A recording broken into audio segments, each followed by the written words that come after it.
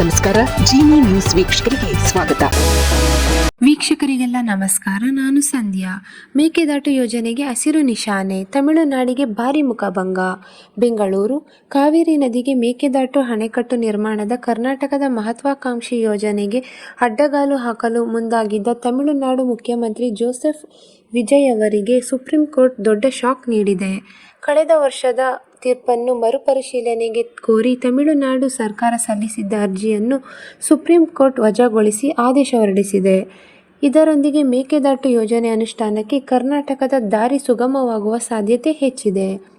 ಬೆಂಗಳೂರು ಸೇರಿದಂತೆ ಸುತ್ತಮುತ್ತಲಿನ ಪ್ರದೇಶಗಳಿಗೆ ಕುಡಿಯುವ ನೀರಿನ ವ್ಯವಸ್ಥೆ ಕಲ್ಪಿಸುವ ಉದ್ದೇಶದಿಂದ ಮೇಕೆದಾಟು ಯೋಜನೆಯನ್ನು ಕರ್ನಾಟಕ ಸರ್ಕಾರ ರೂಪಿಸಿದೆ. ಆದರೆ ಆರಂಭದಿಂದಲೂ ತಮಿಳುನಾಡು ಈ ಯೋಜನೆಗೆ ತೀವ್ರ ವಿರೋಧ ವ್ಯಕ್ತಪಡಿಸುತ್ತಿದ್ದು, ಕಾವೇರಿ ನೀರಿನ ಹಂಚಿಕೆಗೆ ಧಕ್ಕೆಯಾಗಲಿದೆ ಎಂದು ವಾದಿಸುತ್ತಾ ಬಂದಿರುವುದನ್ನು ಇಲ್ಲಿ ಗಮನಿಸಬಹುದು. ತಮಿಳುನಾಡಿನ ವಿವಿಧ ಸರ್ಕಾರಗಳು ಹಲವು ವರ್ಷಗಳಿಂದ ಮೇಕೆದಾಟು ಯೋಜನೆಗೆ ವಿರೋಧ ವ್ಯಕ್ತಪಡಿಸುತ್ತಲೇ ಬಂದಿವೆ.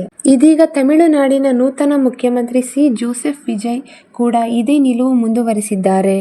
ಮೇಕೆದಾಟು ಯೋಜನೆ ಕುರಿತು ವಿಶೇಷ ಪರಿಶೀಲನಾ ಸಭೆ ನಡೆಸಿರುವ ಮೇಕೆದಾಟು ಯೋಜನೆ ಕುರಿತು ವಿಶೇಷ ಪರಿಶೀಲನಾ ಸಭೆ ನಡೆಸಿರುವ ಅವರು ಯಾವುದೇ ಕಾರಣಕ್ಕೂ ಯೋಜನೆಗೆ ಒಪ್ಪಿಗೆ ನೀಡುವುದಿಲ್ಲ ಎಂಬ ಸಂದೇಶ ರವಾನಿಸಿದ್ದಾರೆ. ಈ ದಿನದ ನಿರಂತರ ಸುದ್ದಿಗಳಿಗಾಗಿ ವೀಕ್ಷಿಸುತ್ತಿರಿ ಜಿನಿ ನ್ಯೂಸ್. ನಮಸ್ಕಾರ.